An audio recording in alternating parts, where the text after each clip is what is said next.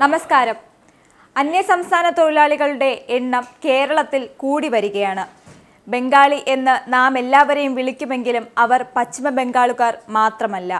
ബീഹാർ, ജാർഖണ്ഡ്, ഛത്തീസ്ഗഡ്, മണിപ്പൂർ, ആസാം എന്നിവിടങ്ങളിൽ നിന്നുള്ള തൊഴിലാളികളും കേരളത്തിലുണ്ട്. എന്നാൽ ഇവർക്കിടയിൽ ഇന്ത്യയിലേക്ക് നുഴഞ്ഞു കയറിയ ബംഗ്ലാദേശികളുമുണ്ടെന്ന് കേന്ദ്ര ഇന്റലിജൻസ് ഏജൻസികൾ മുന്നറിയിപ്പ് നൽകിയിട്ടുണ്ട്. ഇതിന്റെ അടിസ്ഥാനത്തിലാണ് പോലീസ് പരിശോധന ശക്തമാക്കിയതും മതിയായ രേഖകളില്ലാതെ ഇന്ത്യയിൽ നുഴഞ്ഞു കയറിയ ബംഗ്ലാദേശികളെ കേരളത്തിൽ കണ്ടെത്തിയിരിക്കുന്നതും. ഇന്ത്യയിലേക്കുള്ള ബംഗ്ലാദേശികളുടെ കുടിയേറ്റം ദിനംപ്രതി കൂടി വരികയാണ്. മനുഷ്യക്കടത്തും ആയുധക്കടത്തും മയക്കുമരുന്ന് കടത്തുമൊക്കെ ഉണ്ടാകുന്നത് കൂടുതലും ബംഗ്ലാദേശിൽ നിന്നും ഇന്ത്യയിലേക്കാണ്. ഇന്ത്യയിലെ പല സംസ്ഥാനങ്ങളിലും അനധികൃതമായി താമസിക്കുന്ന ബംഗ്ലാദേശികളെ കണ്ടുപിടിച്ച് തിരിച്ചയക്കാനുള്ള നടപടികൾ പുരോഗമിക്കുകയാണ്.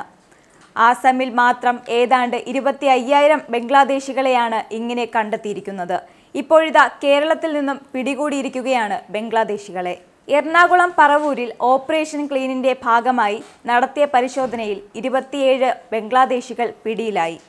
എറണാകുളം മുനമ്പത്തു നിന്നും ആലുവ റൂറൽ പോലീസും ആന്റി ടെററിസ്റ്റ് സ്ക്വാഡും നടത്തിയ പരിശോധനയിലാണ് ഈ 27 പേരെയും അറസ്റ്റ് ചെയ്തത്. വ്യാജരേഖകൾ ഉപയോഗിച്ചാണ് ഇവർ കേരളത്തിൽ കഴിഞ്ഞിരുന്നതെന്നാണ് ആലുവ റൂറൽ SP വൈഭവ് സക്സേന പറയുന്നത്. ഇവരുടെ എല്ലാം വ്യാജ ആധാർ കാർഡുകൾ പോലീസുകാർ പിടിച്ചെടുത്തിട്ടുണ്ട്. ഇവരുടെ കൂട്ടത്തു നിന്നും 2 യുവതികളും പോലീസ് പിടിയിലായിട്ടുണ്ട്. ഒരു വീട് കേന്ദ്രീകരിച്ചായിരുന്നു എല്ലാവരും താമസിച്ചിരുന്നത്. രാജ്യസുരക്ഷയെ ബാധിക്കുന്ന വിഷയമായതിനാൽ ഇവരെ വിശദമായി ചോദ്യം ചെയ്യുന്നുണ്ടെന്ന് പോലീസ് പറഞ്ഞു. ആദ്യമായിട്ടാണ് സംസ്ഥാനത്തു നിന്ന് ഇത്രയും ബംഗ്ലാദേശികളെ ഒന്നിച്ച് പിടികൂടുന്നത്. ഇവർ അതിർത്തി കടന്ന് പശ്ചിമ ബംഗാളിലെത്തി അവിടെ നിന്ന് ഏജന്റ് വഴിയാണ് ആധാർ കാർഡ് തരപ്പെടുത്തിയത്. ഇവർക്ക് ഇവിടെ സഹായം ചെയ്തവരെക്കുറിച്ച് പോലീസ് അന്വേഷണം ആരംഭിച്ചിട്ടുണ്ട്. വടക്കൻ പറവൂർ, മുനമ്പം ക്യാമ്പുകളിലാണ് അന്വേഷണം നടത്തിയത്. കസ്റ്റഡിയിലെടുത്ത 54 തൊഴിലാളികളിൽ 27 പേർ ബംഗ്ലാദേശികളാണെന്നാണ് കണ്ടെത്തിയത്. ബാക്കിയുള്ളവർ ഇതര സംസ്ഥാന തൊഴിലാളികൾ ആയതിനാൽ വിട്ടയച്ചു. ഇവരെല്ലാവരും 2024 ഫെബ്രുവരി മുതൽ കേരളത്തിലുണ്ട്. അതേസമയം അന്യ സംസ്ഥാനത്ത് നിന്നെത്തുന്നവർക്ക് വ്യാജരേഖകൾ നിർമ്മിച്ചു നൽകുന്ന കേന്ദ്രങ്ങൾ കേന്ദ്രീകരിച്ച് അന്വേഷണം നടത്തും. ഫോറിൻ ആക്ട് പ്രകാരം പ്രതികളെ റിമാൻഡ് ചെയ്യുമെന്നും തിരിച്ചയക്കാനുള്ള നടപടികൾ സ്വീകരിക്കുമെന്നും പോലീസ് പറഞ്ഞു. കൂടാതെ വരും ദിവസങ്ങളിൽ ജില്ലയിൽ പരിശോധന തുടരുമെന്നും അദ്ദേഹം പറഞ്ഞു. അതുപോലെ ഈ കഴിഞ്ഞ ഡിസംബറിൽ സതേൺ റേഞ്ച് പോലീസ് 12 ബംഗ്ലാദേശ് പൗരന്മാരെ അറസ്റ്റ് ചെയ്തിരുന്നു.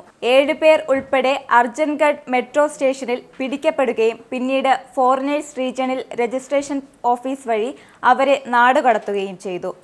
അന്വേഷണത്തിൽ വ്യാജ ആധാർ, പാൻ കാർഡുകൾ, വ്യാജ പാസ്പോർട്ട് അപേക്ഷകൾ, മറ്റ് നിയമവിരുദ്ധ രേഖകൾ എന്നിവയും കണ്ടെത്തിയിരുന്നു. ബംഗ്ലാദേശിൽ നിന്നും മേഘാലയയിലെയും ആസാമിലെയും വനപ്രദേശങ്ങൾ വഴി അതിർത്തി കടക്കാൻ കുടിയേറ്റക്കാർ ഉപയോഗിച്ച കഴുത റൂട്ടുകൾ എന്നറിയപ്പെടുന്ന രഹസ്യ റൂട്ടുകളുടെ വിശദാംശങ്ങളും പോലീസ് കണ്ടെത്തിയിരുന്നു.